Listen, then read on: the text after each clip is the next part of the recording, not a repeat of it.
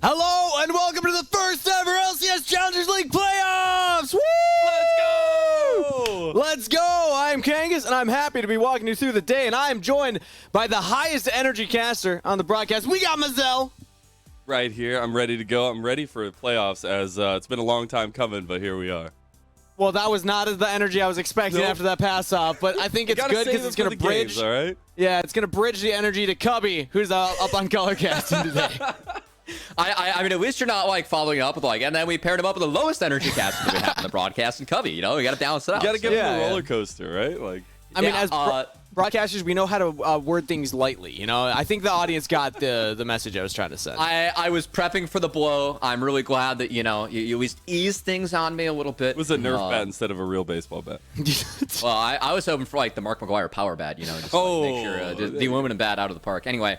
I'm really excited for playoffs starting off, and we have two really good series on stream tonight. Yeah, we do. I cannot wait. It's not the first playoffs we had in semi-pro, obviously in past with Proving Grounds. That's been the hype, but now NACL, it's a new era, but still the same journey for some of our players. So we put together a little piece to commemorate some of the energy that they should be bringing into this tournament. Let's take a look. Previously on NACL, the regular season has ended, and Cloud9 Challengers narrowly took first from Dignitas. 16 teams enter the double elimination bracket. Who will be victorious?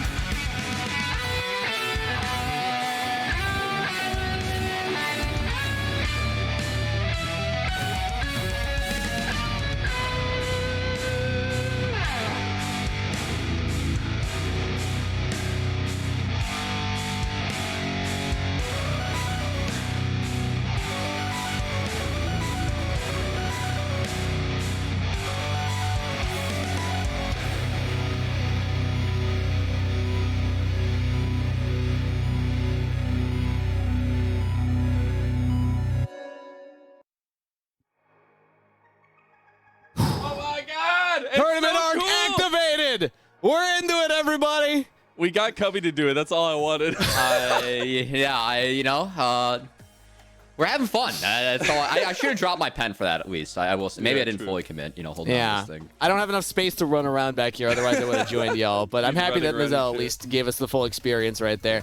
It is the tournament arc, though, for all these players. This is what the entire regular season has been building up to. There's a lot of eyes on tournaments like this from scouts, from people looking for those players that could make the jump to the next level. And that's what we like to highlight here. So outside of the players that are ready for that right now, we also wanted to highlight some of the rookies coming in. So we had a lot of stacked rookies in the class. I was talking with Joshi about this. We both were like, this might be the most impressive rookie split from like the class of rookies that we've had so far. So we put together rosters. We drafted rosters from the available rookies for who we think could make the deepest run in a tournament. We'll start with mine. I'm a Lunacia believer. I have him as my top laner. I know that this was probably one of the most contentious positions, but then Yukino in the jungle, Young mid, Masu, and Trevor. I think this team could make realistically top 8. If these 5 players played together, I think it could happen.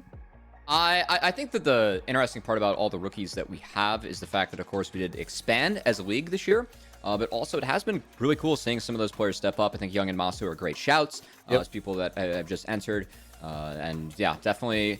We'll keep on going through the rosters here because I know that you were not the only one that put together a roster. You know? Yeah, I just want to say I might be one of the only ones that had Ludacia in my top. And again, he is so strong in lane. I wanted to give him the shout out for that reason. And I think that if he has, these 4 players around him, his mid to late game decision making will probably be short up a little bit.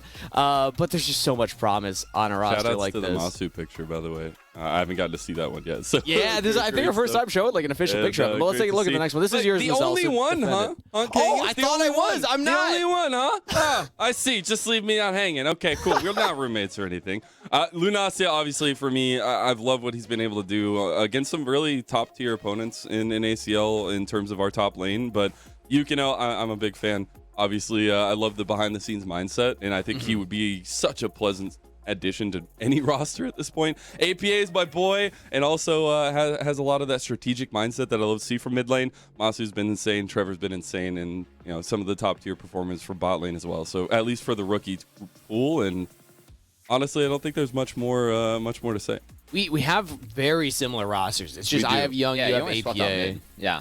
Mine's different, though, because, I appreciate the shout-outs you guys want to give to Lunacia, Yukino, but I want to make sure that I was correct. Okay. I had to throw in Faisal and Perry, guys. Like, come on. These guys have been so good this year. And their first full split of NACL. Our criteria for rookies, by the way, was you could not have had a full starting split in Academy before. As it was Academy before, so it was just, first split of Challengers. Faisal Perry, guys, they've been so good this year. I really believed in Faisal beforehand. He has proven that he is that really solid top laner, even as a rookie. And Perry, wild to think that he was subbing in for Dignitas and made finals of Proving Grounds in summer, and that, he's actually had that full time now with Fear, and he's been so good this split. So really excited to see those two in action today with Trevor. And yeah, it's my rookie roster. You just got Fear, basically, with Young and Masu. Fear with Young and Masu. There you go. Well, a good thing we'll get to see some of their gameplay today. But it's cool to highlight some of the rookies coming in. Do you two agree, before we go on to the next thing, that this might be the most stacked rookie class that we've ever had? I think there's a little bit of bias in there just because we had 6 new teams, right? So, we just have more players. But we have had some stacked rookie classes in the past. Yeah, I think back to last spring where we had 16 promotions from amateur to academy, and some of those ended up turning out really well. Yeah. But I don't know. If it's close. Yeah, it is close. It's a different league and a different format. So I don't know. But what I do know is that we might be honoring one of those rookies at the end of the split. So true. Could be pretty fun. We'll have some new awards to give out. But let's take a look at the standings at the end of the regular season because we got to prep for the playoffs. This is how everything landed in week 7. Cloud9 were in first place, and obviously seeding will go in this order. So first we'll go against 16th, and then continuous 2 versus 15th, 3 versus 14th, etc. Any surprises from the regular season before we kind of go into the playoff bracket? I mean, I think it's obviously Fear, right? I love to see Fear in the top 4. We were seeing Wildcard at the top of the table for a majority of the season, but I love to see that Fear has kind of cemented themselves as the real deal in the provisional rosters, and FlyQuest making a bit of a run at the end of the season to put themselves in 7th. I love to see it.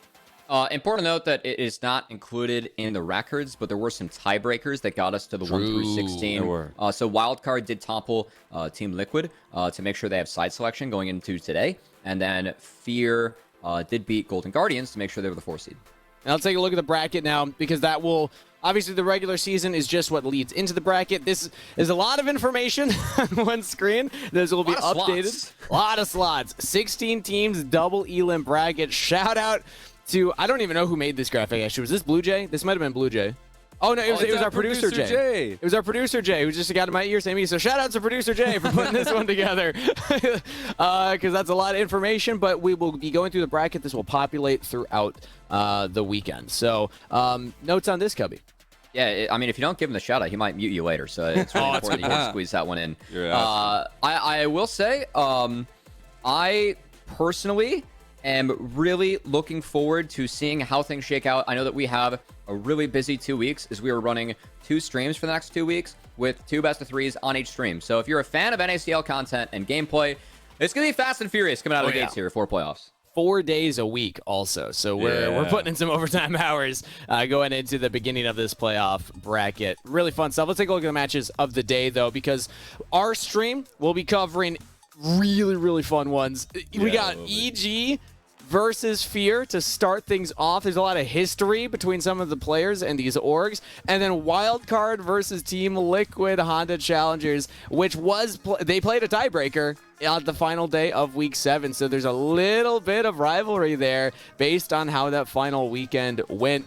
If you want to catch the action here, make sure to stick on this stream. We also do have twitch.tv/path2LCS running concurrently with us. You can find Cloud9 Challengers versus CLG Faith there, and then Golden Guardians Challengers versus AoE. Can I have a hot take? Yes. I think our first match might be more contested than their first match over on Path LCS. Maybe. But you don't got any faith? You don't have any faith? When there's 16 teams seeded into a bracket and you have first versus 16th, there's a chance that one might not be too close. Unfortunately for me, I need to see a little bit more reward before I put the faith back in. I need that reward a little bit up front, you know. So we'll see if anything changes. That's not how that works, Cubby. I don't know. Well, you know, I don't know what kind of places you've been to. Well, you know, I still believe in Santa, but you know, not everyone can get you know, not coal in their stocking. So we'll see if things go differently on that stream. But we have good matches to start our day off, and our playoffs off on this stream. Yeah, stick with us for right now because we're going to get into our match right ahead of us. Yes. Fear versus Evil Geniuses Challengers. So let's start with the Fear side. Take a look at their roster and kind of hype up these players going into playoffs. You had 3 of them, Cubby, on your rookie roster. I did. And Fear, to me, I mean, this is the easiest team for me to talk about because where the expectations were for this team and where they are in our bracket, totally different, and it is a huge, I don't want to say surprise, but our expectations for this team was like, all right, you know, they're going to be fighting to see whether or not they're going to be in that promotion relegation tournament, right, as one of the 4 provisional teams. And Fear, everything they've shown us is that they do not want to be considered to be in that tournament. In fact, they want to be considered to be favorites in this one. And as the 4 seed coming in, given what these guys have accomplished, and talking with other teams in the league, they all praise Fear for how well they play as a team. I think their early game macro is actually fantastic. They're running circles around their Challengers teams, and I'm really excited to see what they do today, Mazel. There's a little bit of history, Mazel, between 2 of these players and the EG organization. Yeah, these were 2 of the developmental pieces for EG. Getting on the EG Prodigies roster actually have some incredible moments there. And I think it is so interesting. I know you highlighted kind of that all-in together aspect, but this is one of those traditional grassroots journeys. Like, I love that we put that in our kind of headboard when we were talking about this team because it is literally the 5 high elo players in a dream with some of this track record that they have against this org, a little bit of chip on their shoulder as well. And you better believe that these 2 know the org they're going up against today in their matchup, as Faisal Perry definitely going to be playing with a little bit extra behind them, one might say. Exactly. It's cool when you have these kinds of stories where 2 players were with an org's developmental team. EG did have their EG Prodigies team last year. EG does not continue to invest in them going into this year. They have to put together their own team, and now they get to face off against Evil Geniuses in the first round of playoffs. Say, hey, we're 4th seed. You're down there hanging out in what, like 12, 13, the 14? Where are you even at, EG? We can't see you. We're on the left side of the standings. So how's it looking down there? That's true, but that could all go away today. So definitely some motivation though for Fear. So let's take a look at how they got here then. Fear's gameplay has been impressive to see, and one of the coolest things about them is how they play the map together, which I think we highlight pretty well in some of the clips from the regular season. For me, Fear, like, again, when I talk with teams around the league, like, they actually consider Fear to be one of the strongest teams that we have, and it is because of how well they play as a team. And to me, I mean, this series, this was so cool because I think you were with us, Mazel. Like, we interviewed Faisal after this, and he was like, man, win or lose, that was like the best game that we've ever played. It was so close. It was so tense. See, they were like just riding a high off the fact they are able to put together games like this against our top dogs in C9. I know that's definitely going to be something that can build a lot of confidence for Fear moving forward. Again, this was against Cloud9 and being able to kind of pull apart the map. We saw this kind of macro decision-making against Wildcard as well. And I think seeing this kind of stuff is so promising when you know that their mindset is Perry wants to play aggressive, but the team is all together. And you see these kind of macro play moments where it's like, you can literally see it. And it hasn't been pretty, right? Like, it's been a growing process through a very long split, but we're getting the culmination of that.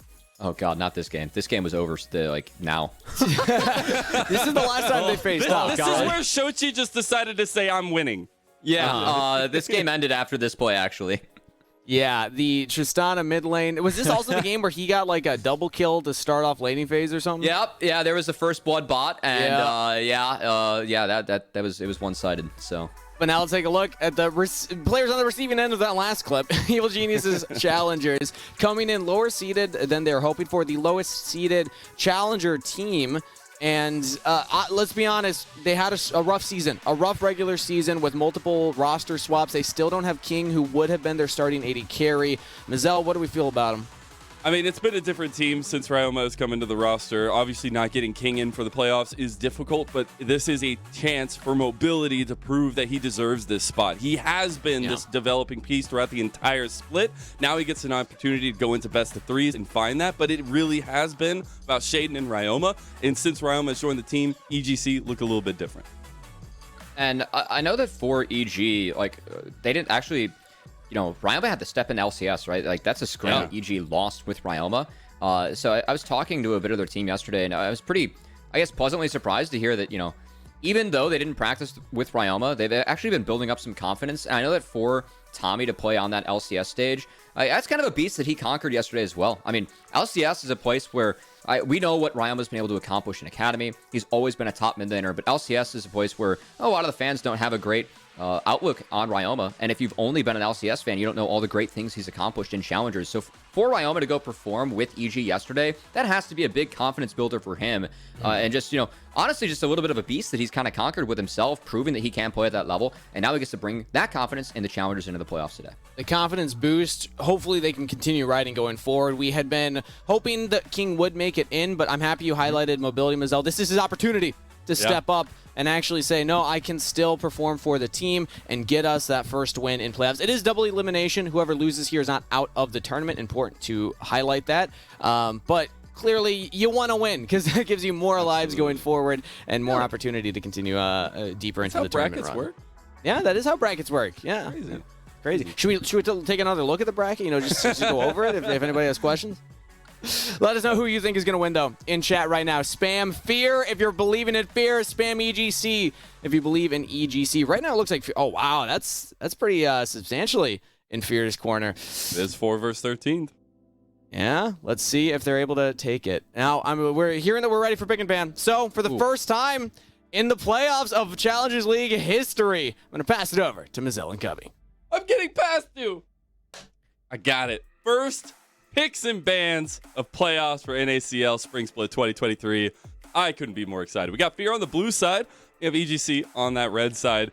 Obviously, some very comfort bans coming through already. The Graves taken away from Shaden. We also have the Kindred taken away from him. A little bit carry-focused junglers. The Olaf against Faisal. And there's that respect that we need against Fear in their draft. The Seraphine as well.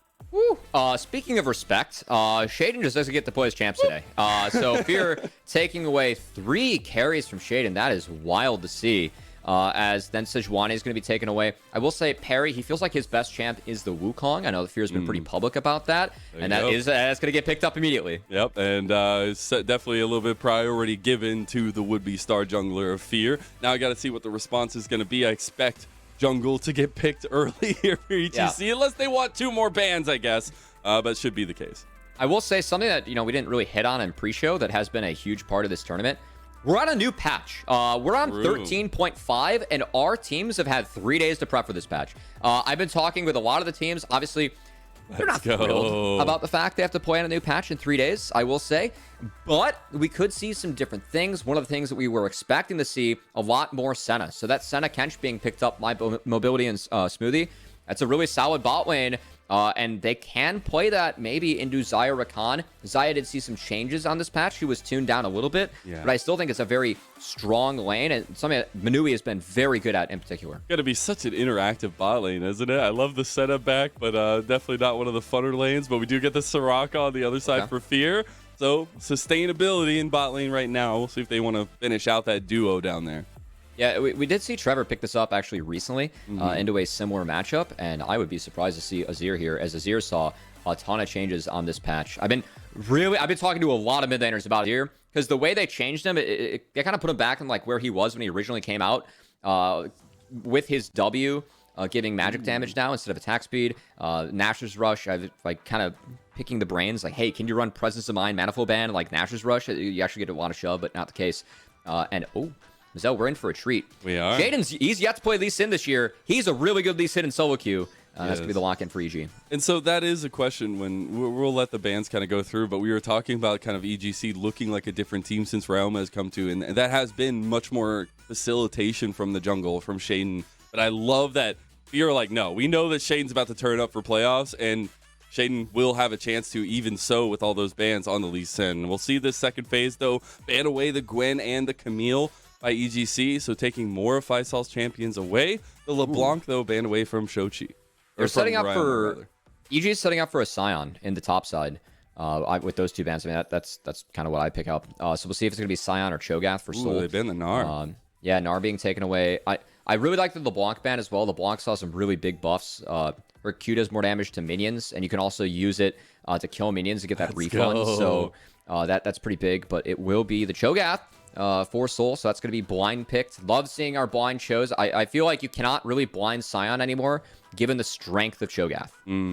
I do really like to see Soul on the Cho'Gath now as well. A little bit more defensibility there in the top side of the map, but it should just be this take v take matchup, maybe try to opt into kind of the team fight aspect, since both teams are getting a lot of that sustained fighting style. The Ornn does come through to get a little bit of late game scaling there for Fear as well. I like Ornn and the Cho'Gath because a lot of Cho'Gath's damage actually comes from auto attacks when you are in that tank battle, and Ornn does have ways to interrupt Cho'Gath from autoing, and you can get out of the Rupture. One of the better matchups, tank v tank and a Cho'Gath, who of course is kind of the anti-tank in the top lane. And then we have Orianna. So with Azir being removed from the meta, I really expected Orianna to fill that role, and it looks like Shochi going to be busting out Ori. That's a lot of AoE that now the Senekench has to deal with. And this could be an old school matchup. It's very different after the Syndra changes, but we will see what Ryoma wants to counter with. That would give him a lot of point and presence in the late game as well. Any of these would. Oh, boy. And I could expect to see this because you get a little bit of mobility out of the mid lane. So you do have that level 6 spike with the Realm Warp. You can go help out Shaden, but an interesting pick nonetheless here for EGC. I mean, historically, Ryoma's Rise is fantastic. I love how Ryoma is able to play the map, but this is a self-counter pick. I really like the Orianna confidence side baby. Into Rise because of the zone control that you get in Dragon fights, and I feel like Fear's fights are really strong in that 5v5. That Rise pick tells me that EG, they really want to play two side lanes and try and get one of these sides ahead. Senekench should be rather strong. I think it's going to be really important that EG is able to pull off dives, top or bot, with the Rise early. If not, they're going to get outscaled really heavily. Well, all I'm seeing here is that we're going to have very uninteractive lanes, and we're just going to be looking at Shaden and Perry the whole time and see if we actually get any boxing in the early parts, because we know that Perry likes to go for those aggressive moves, especially the invades. But how will he do that on blue side and on this Wukong, where you have maybe not a lot of help coming out of the lanes? Going to be interesting. Also, new patch, got to bring up the fact that Jinx saw some changes too. So the steals are back with the damage cap against monsters, Mazel. Not to mention some more attack speeds. We'll see if Manui can pilot that as we are on the Rift for game one. Woo! We got game number 1 of the NACL playoffs for spring 2023. It's Fear versus Evil Geniuses Challengers. We'll see if there's any level 1s, and so far, everyone's taken the early game a little bit reserved. Let's see if there's any good vision game played, though. That's always my biggest thing, especially for Fear, is see if they can get any information early for Perry.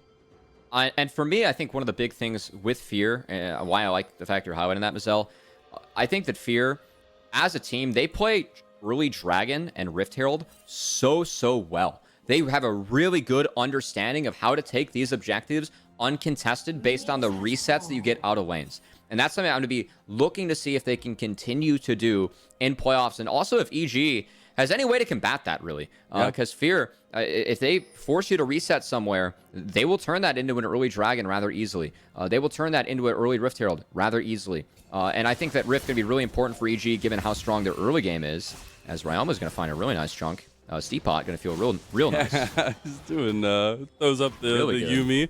Playing a little bit confidently into Shochi, and I think that is key for Ryoma, as you were mentioning, coming off a good performance for the LCS team, but also bringing that here into the kickoff of playoffs, where he has been such a crucial pillar for EG since coming in.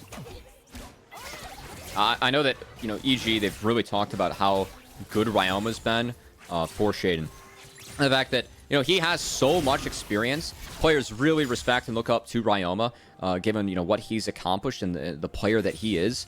I know that, he's really helped Shaden play around mid. They talked through, a lot of strats, talking with the EG side. Definitely someone that is kind of a leader in this team, and one where, with Lee Sin Rise, going to have to see how well this mid-jungle duo can play in the Fear, because if they're going to get any lead, which EG needs, it's probably going to be through mid.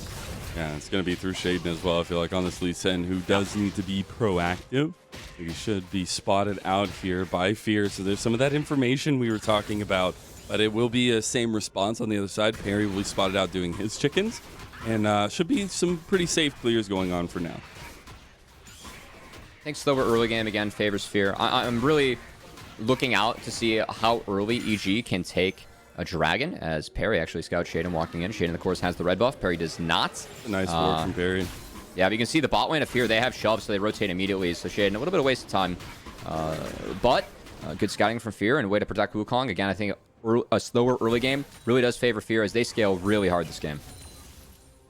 Feel so interested at the fact that we do get this kind of very safe bot lane for mobility, where we're kind of talking about how this bot lane will interact with Manu and Trevor. We were talking about Trevor being one of our rookies of the split here, at least in our votes, pretty much across the board. But it really will now be about the rest of the team and kind of working away from mobility. Get Smoothie maybe involved with the rest of the squad too, but at least for now, it's about trying to get stacked up on the Senna. Yeah, the Soraka, though, you can really chip into the Tahm Kench, as he's very vulnerable to your Qs. Yeah, he really can. Not to mention the silence. So I do like the pick from Trevor, as showing some of that experience with this counter pick that he has already piloted this split. While all that's been going on, we did have Shaden actually secure that bot crab. Perry's going to have to base, get the top crab first. Important to note as well, jungle changes hit this patch. Very big. Junglers, they have more gold. And also counter jungling, you no longer have the 20% damage reduction on enemy camps. So big deal, as counter jungling has kind of been made even and fair again. Really good change for the game. I know our junglers are very happy about that. And we will see what kind of impact that has. I didn't see a difference, though. We still saw so many invades. Now it's just easier to do that. It is. I know that from talking with the teams, they feel like mid-jungle 2v2 is a little bit back. It's a lot stronger in this patch. So I was expecting more LeBlanc, Rise, and some of these carry junglers, which, of course, Shaden already drawing a lot of bans for us. The minute that the 20% damage reduction is gone, in Kindred Graves bans, they're back. Yeah, it's all about focusing on Shaden at this point and not giving something for EG to play off of. I think they do still have some scaling for themselves, but as you were kind of saying, I really like the team fight potential from Fear. And now it's about continuing to look where Shaden finds some of that proactivity. Where can he kind of get a first feel off? And we have our first Dragon on the table, but you had said that maybe Fear puts a little bit more priority on those. It's not just Shaden, too. When I said earlier, the goal for EG, or any lead they're going to get, is through mid. A lot of that's because Rise is going to have moves, right? Yeah. You can get out of lane and go affect level others. 6 now. Yeah, level 6 is dinged. We will see if Ryoma is able to make any moves. That control ward on the bot side tells me that they want to focus bot, but I think before they pull off any plays, probably see a reset from Smoothie. At the moment, though, the strength of EG's bot lane might allow them to get one of those early dragons we were teasing and talking about. Perry floating over here. Not really going to be able to spot that one out, so it should be that early objective to EG. And that's a nice little move from Shaden, just to get some resources for the team early on the Lee Sin.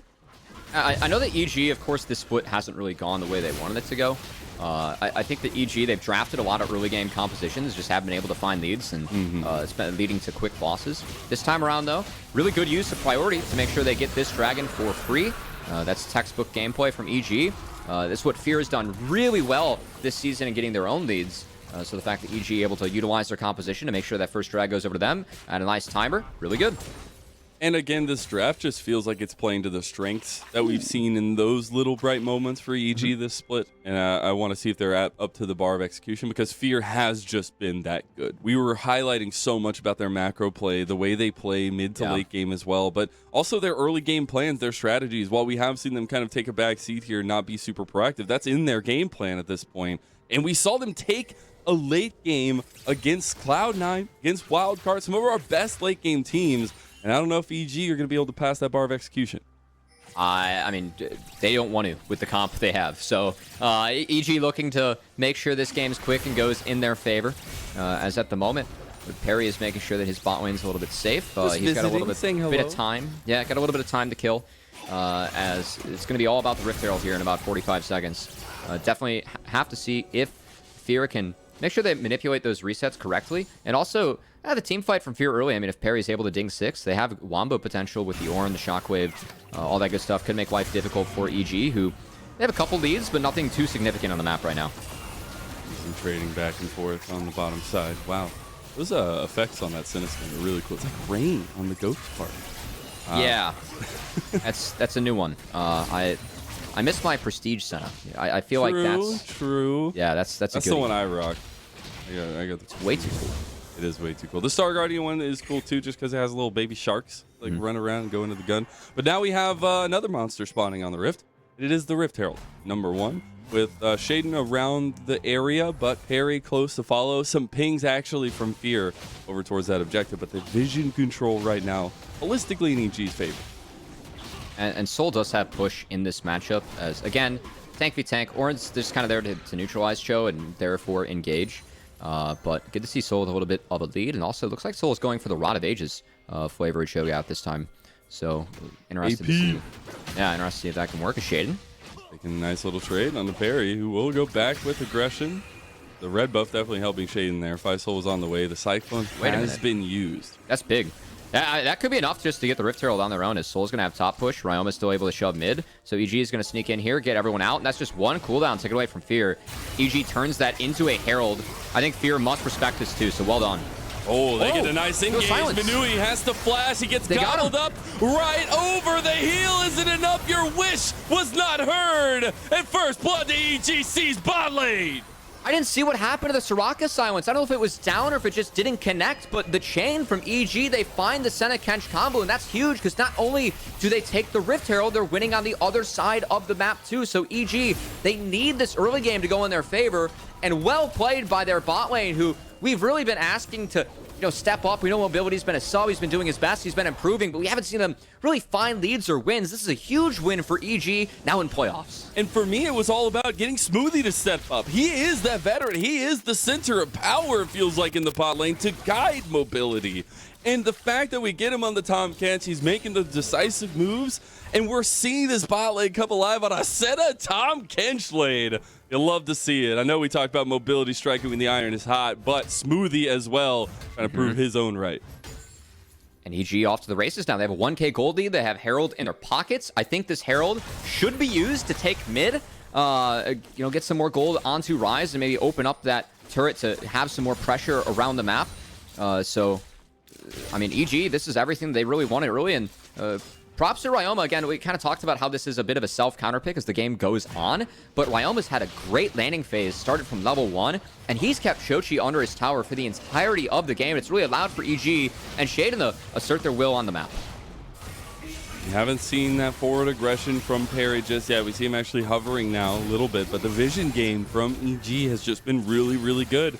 The information is keeping Fear at arm's length and not able to really find too much just yet, but they, again, are fine with this. I think EG, it said, needed to find this advantage. Now I'm looking where they'll drop this gold from the Rift Herald. I mean, they could just throw it down on this wave. They have a blue buff on the Rise and Shochi a little bit low. Perry already here playing a little bit of defense, knowing that this might be the case. So it's not like Fear are unaware. But I think all things really come down to this dragon. And I'm curious if Shaden is actually saving this Rift Hill to try and pressure the dragon, or they have a lead bot. Oh, he doesn't get spotted. Oh, but he will in the next one. Nope. Oh, he went over the other wall. Ah. No dives yet. It's just the dragon. I mean, that's A-okay. Again, EG, their comp does get outscaled, so taking these dragons on time is big. And also, Cloud already taken, so guaranteed to roll a pretty decent soul here. Love to see that 3 neutral objectives have now gone over the EGC, and really nothing to kind of stop this role that EGC have come into, at least from Fear so far. But now they will need to use this Rift Herald pretty quickly and see where he goes with that one as we get the Kim Drake soul for the first game. EG still have to keep the map moving, but I will say we thought this would be an interesting matchup, not because we doubted Fear, but just because as a team, I mean, first off, we didn't know if King was going to be here or not, but also EG has been a team that we did have high expectations for coming to this split of challengers. And I know that, you know, they've had subs, Mobility is still playing, doing his best, but this was a patch that was good for Shaden, and this is a team where, you know, we see Shaden, we see Ryoma, and we're like, wow, how is this not a top challengers team, right? How is this team a 13 seed? I know it wasn't the best regular season, but the great part about playoffs and playing when it counts is that you can shut everyone up if you just put together a couple good series. Yeah. So EG opportunity is there for them. This early game, it's been really clean. I mean, it's a clean 2K gold lead. Everything's gone their way. This is what the comp should be doing. It's a good start for EG. It really is, and maybe adapting to that meta, but also just over time, I feel like having a really good growth in the last part of the season, even through some losses, right? They're trying to figure out a little bit of flexibility with the team. Yeah. We will probably see Shaden have to drop the Rift Herald in base, but we'll see which lane he actually decides. It looks like bot lane is the play. All right, so we're going to throw it bot. Want to point out, Soul didn't go for the rod on Cho'Gath. Instead, he has Abyssal Mask. Curious itemization there. Going to help him do a little bit more damage. And I will say, I think the game plan for EG as this game goes on is just going to be 1-3-1. The great part about Ryze, yes, it's a self-counter into Ori in the team fights. But you can always make plays on Orianna in the side lane. I think that's going to be the strategy for EG moving forward. Have the Senna Kench just hold down mid at that 1-3-1 and then play towards Ryoma, or make sure Ryoma has priority and then shift him to get a numbers advantage elsewhere. Yeah, we do have those item spikes come across, and you highlighted the Abyssal Mask. We had the Heartsteel completed for Faisal. We had the junglers complete their first mythics as well. The charge did go off in bot lane, almost got the tower. Got some more plates, though, for Smoothie and Mobility. Gonna be the Kraken Slayer 2 for Senna. Oh, that's a flash here play. it is. The kick, the shockwave isn't enough. The CC chains, but they get one. It's immediately traded. The Mega Death Rocket goes wide, but Fear and Perry get a double kill. And what a roam from Faisal, who drops his wave. He's still gonna be able to catch it, but him being there, make sure that that play actually goes in Fear's favor. What a way to respond by Fear. Just that cohesion, realizing that EG were setting up on a mid lane play. Yeah, I mean, I missed that, right? There was play going on bottom, watching the Herald. I'm trying to talk about the Kraken Slayer. Meanwhile, Faisal, look at him walk. He's dropping the wave. I don't even know if Shaden was spotted. He just kind of reads this. He feels it out, and he actually is able to cancel. That shockwave into the... Oh, my God. Oh, so well done by Fear. Faisal being here was the big game changer. What a knock-up chain that Fear have if they at least chain it right. We see the response there. They are able to get one for EG, but what did it cost? We'll look back at this bottom lane, but now looking at these next Rift Herald that comes up, and Shaden is point and present for it. I mean, the map is still EG's, but that's a little bit of gold into Perry, the right place. I was able to get that Black Cleaver a little bit earlier. Might be able to help open things up for Jinx. Again, the game plan here for EG. Play the map, stack the soul. They are just trying to play out 3 lanes here. So I think denying these big AoE fights from Fear definitely going to be key, as Soul unfortunately didn't have the Feast up to get the freebie stack. Bit of a bummer, but still Rift Herald going over to EG, and we'll see if they can utilize this to help them secure that 3rd dragon, which would be Soul Point. I'm really interested. It just feels like the timings right now for EG are so good. You get that Rift Herald, you get the time for reset, you get the bot lane tower there as well. It's first turret of the game to Mobility and Smoothie, and now they're able to set up for this dragon, as Shaden will probably take this reset after the top lane side clear. 1 minute until the drag. You can see Soul. He doesn't have TP, so he's actually going to drop that top wave and just walk to join. Faisal will walk down after this. We're going to have our first 5v5. Really like Fear's comp in the 5v5. I think that they have the advantage given the tools, but EG does have a slight gold lead with 2.5k, and we'll see if that might be enough. Faisal's on his way. Yeah. He's waddling. The keys here, so look at Ryoma. He's going to shove that bot lane all the way in. And the key is, I think EG within this fight, they want to try and find the 2v2 skirmish. They want to skirmish. Like them pushing this, Shochi is forced to show numbers advantage. That's what it's all about for EG. Because if it's a standard front-to-back 5v5, you are not going to beat Orianna Jinxhorn. Ooh, Smoothie getting traded pretty heavily. They're going to use the Rift Herald as a distraction in mid lane. Ryoma has found the flank here, and they get the double knockup though. Fear putting in some work. They get the Cyclone back, and Perry gets out with the flash. That's a big knockup here though. Realm out. Big cape, but Shane's all by himself. He tries to get the kill. He gets one. We get the trade back though as the roots come through EG. They actually get a couple and take a very prolonged fight after everything. The Rift Herald not able to get the tower, but EG will take those scrappy fights. It was the angle from Ryoma that was the big difference, as, yeah, Shaden was able to trade out. He got a huge Gore Drinker, which gave him a lot of health to survive, but Ryoma, again, with the angles and the fact that they fought while Shochi was catching that bot wave. Again, EG, if they're able to prep their side lanes correctly, they have advantages there. They can fight with a numbers advantage. They did so wonderfully there as they found a small skirmish, and now we might have a reset, and everyone's back again. Some flashes are down. Fight. Yeah. Flashes are down, so we're going to have to keep our eyes on Manui, but also some of the flashes down for EG could set up for a big shockwave if Fear wants to take this fight getting again. in position here. He's trying to get a little bit of a bush play, push out this bottom lane. They did use his TP to get him here, but EG already starting up their third dragon. Ryoma's just going to hit the wave. He actually can't. He has to go the long way. We're going to have another 5v5 as Fear. Again, they're grouping. Ultis are not back up, though. All you got for Fear is the Mega Death Rocket. You have the Feast for EG and the Smite. We'll see who can get it here. Third Dragon does go over to the Feast. The knockup, though. There's that Shockwave double knockup as well. And they can't chase it down. The big Rupture. They're flashing forward for it, and Soul gets feasted on himself. Faisal, the Ram God, eating good. As Perry trying to wrap around for the side play. That Blast Cone gets him into position for the Cyclone. He's getting a little bit low, though, as Manui trying to chase him down. Can't get the zap. The Ornhorn has finally come up. They get the CC and Mobility flashing, but it's too little too late. And Manui gets a kill. And Fear's back in the game. They pick up 3 kills. Yes, it's soul point for EG, but that gold is going to be needed for Fear moving forward. You can see the power of the front-to-back 5v5. EG, their comp, they just cannot deal with it.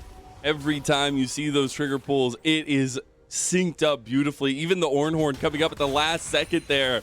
We'll take a look back, and this is why you have to respect Fear. Their macro game, their mid game, their late game is so good. EG, they need the Chemtech. So they know that they have to snowball this game forward. But again, front to back, you're walking into Orianna. Orianna is so strong in a front to back. And EG, there's just no chance they can't compete. They need to find the skirmishes, right? They need to make sure they're isolating people with Rise, fighting with the numbers advantage, and not just taking the straight up 5v5. EG felt like they had to do it there to make sure the Soul stack continued. But they get punished properly by Fear. See how much damage comes down on Mobility, trying to get out there at the last second, but the rocket has already found its targeting. Now we see back onto the map REG trying to push this tempo continuously here. We have a Baron spawning up, a very heavy vision control at least around this pit. Important note, look at Perry. 4-0-2 on the Wukong Gana champ that he feels so comfortable on. Has that early Black Cleaver. It's going to help Jinx get more resets to increase her damage, as Wukong is so good at applying that. As we return to the map, you can see the strategy for EG. Goodness. Play towards Ryoma, right? Play 3 lanes and make sure that Ryoma's lane is one that has support from Shaden and from EG with that strong Senna Kench in the mid lane. It's really tough to move. So EG returning their strat. It's a good map setup for them. I think it's just going to... they caught Trevor out. Dawning Shadow is there. They got a TP. They did get the TP down from Faisal in the side lane. The Soul continue to push that. That's really good for EG. They're trying to play out 3 lanes. They don't want to have a 5v5 team fight, so getting one of the TPs off of Fear, it's going to make it easier for EG to set the map the way that they want it. So like the fact that Shaden, looking aggressively there, he does find a little bit more than what he probably should have gotten. So I don't want to say it like a huge mistake from Fear, but it's something that, EG can play around now. Yeah.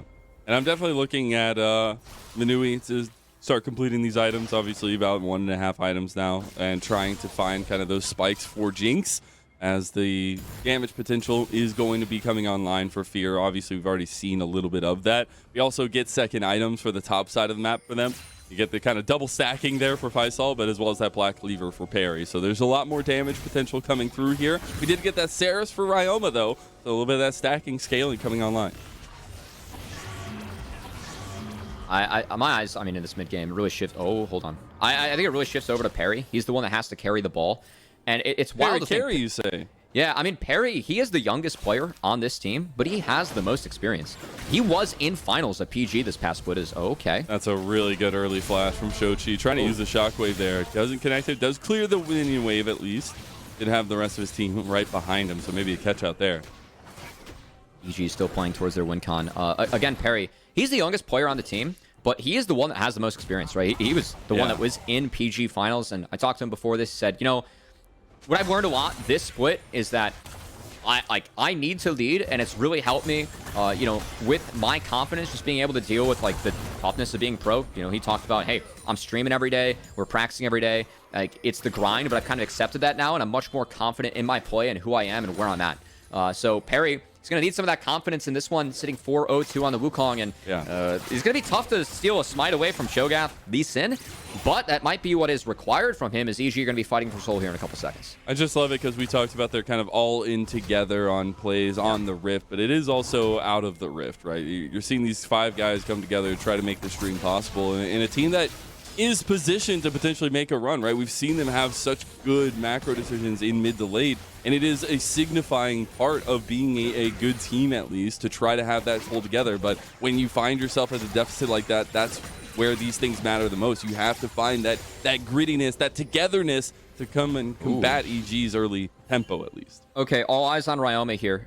He's going to stay for another wave top. That means that Fear will have the advantage. They might be able to actually start up this dragon, but EG so far, they're sticking to the waves. The Soul's even going to push in others. They spot everyone in the mid lane. Ooh, that's the Divine Thunder upgraded there for Perry as well. Faisal's upgrade has come online. See them move after pushing in that mid lane to this dragon. Perry should start this one up, but a tier 2 going the way of Ryoma, and that's how EG need to play this out. And EG, they're okay giving this away. So they're actually just going to take control over the Baron. They want to get Ryze 16 and make sure that he continues to find the gold, as Ryoma is the one that can break the 5v5 of Fear through the side lanes. So EG deciding not to give Fear the 5v5 that they want. You were trying to catch a little bit of transitioning members of Smoothie and Mobility in the mid lane. Can't find it, so it should just be this reset here. And the side lane pressure is really coming to life for EG. I think Soul and Ryoma, tag team duo in that fashion, have been working out. So next, I want to see if EG actually puts Ryoma bot. Because when you do have a split pusher, putting them at the lane that's furthest away from the objective, Baron's up, no dragon. That is how you can try and stretch the map the most. The fact that EG is putting Ryoma actually on the top side right now tells me that they still want to look at this Baron. Okay. And keep in mind, EG has done a nice job of removing a couple sums out of Fear. Notably, Shochi does not have flash, so that's definitely a target that EG has, while objectives are down, where they can make a play on with this 2v2. Oh, Perry, you're getting surrounded a little bit, as he will be able to make it out. Still has that warrior trickster, though, to get out. Trying to rejoin the rest of the squad here in this mid lane. I guess Nayram a little bit while we look at the side lanes. Just waiting, I guess, for Fear to kind of deal with the side lane pressure of EG and find a little bit more vision control on the map, while EG try to find those gaps in the armor, I would say. IE in for Manui. That's a big and the one. upgraded Kraken Slayer. Yeah, I think Worm that Slayer. I'm really curious to see what he goes next. Hurricane's not bad this game, but also I think LDR are going to be necessary to cut through the Tahm Kench plus Cho'Gath. And that's, again, as this game goes on, we do favor the scaling of Fear. So EG, this 2k gold lead feels nice right now, but I think they really have to start pushing for Barons. If this goes 40 minutes, and Jinx, Orianna with a bunch of items, again, EG can't, they're already kind of scared of the 5v5 now. It's not like that's going to get better. EG, they have to keep on stretching the map, trying to play through Rise. You can see Shaden always farming the camps on the same side of the map of Ryoma. They're playing this correctly, but Fear, they haven't been giving them the gaps to make plays while objectives are down. Props to them. And again, the slower this game goes, the better it gets for Fear. Oh no, I was about to say it's a 3-minute countdown to get into a fight for EG, but they needed to not get Ryoma caught out in the side lane. Dawning Shadow comes across, but it's not enough. Shaden flashing to try to make it happen. He can't do it though, and now everything's falling apart for EG. I love the commitment, but you both fall. And Perry takes down Shaden. Of course, Perry going up against his old org with Evil Genius's Prodigies as Fear continues to turn the game back in their favor. Keep on talking about how the play for EG is to play through the sides. Well, Fear, they're the ones that make the play through the side, and now he's gonna get gobbled up. That's a big old stomach that Smoothie has there to gobble up Cho'Gath, but it is Fear moving on to the Baron here potentially. That's true. Tom Ketchman, he's got it's that like 2 times his belly, model, man.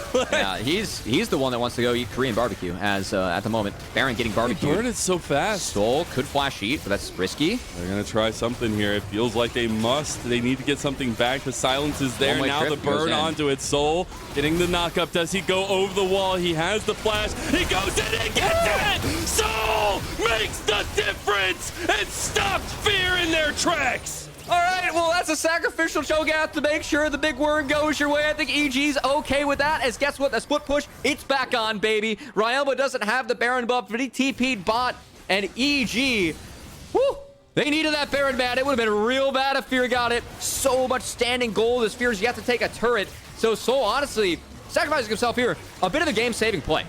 Oh, absolutely. The game looks a lot different if Fear take the momentum from this Baron, but the setup, the flash over, and Fear not respecting it.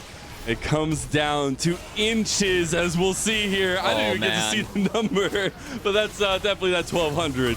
Yeah, it was above 1,200 there, so Soul with the feast, that's a big one as he flashes over the shockwave. Nom Nom's the Baron, and as we return to the map, EG, we'll see if they can actually set up for the Soul. Baron's going to make it a lot easier. Again, if they want this, they would have to give Fear the 5v5 they're looking for, so EG faced with a bit of a decision here. At this point, I honestly think you need to take it. I think you have to take it. Yeah, I mean, they have the Rabadon spike. I was going to say before we got all that craziness around Baron, there was a 3-minute timer for EG to stop this dragon stacking from Fear, but they're about to get pounced on. The double CC, there's that chain we were talking about.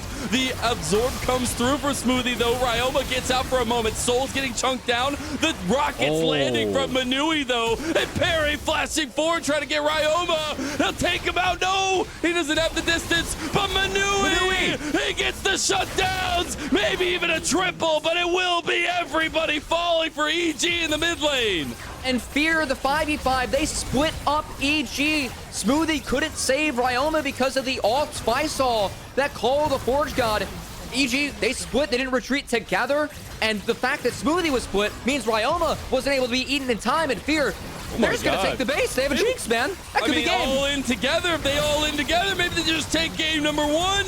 They're on to the Nexus now. The turrets are falling so fast. And Fear, they might just take game 1 off of one fell swoop.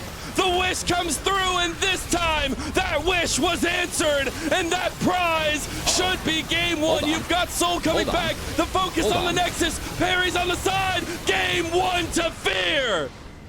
Cincinnati Fear, man, you were on the back foot that entire game, but when you're playing scaling, you have to find the windows to be aggressive. And the big things that changed that game for Fear, Faisal walking mid, preventing the dive, turning that in their favor. Perry finding Ryoma on the side lane. And then finally, when EG are like, we must take this 5v5, this is the game. If we don't win this, it is game. Fear split them up, take them down, and run the base. Fear, it was a slow game from them, but that's what their drafts required. Well played from Fear to have the patience and the macro to make sure that they were making the right decisions for their comp and had the confidence later that this is when we hit our stride, when we can win. They took it instantly and take game 1. Man, I wish I could see that gold graph. We said you have to be careful about the mid-late game, the late game for Fear. EGC, they thought they had it. It was so far out of their grasp, they just couldn't see it yet. We're going to show it through a little break here. We will have another halftime show, or our first halftime show, I guess, of the playoffs with Kangas here when we come back.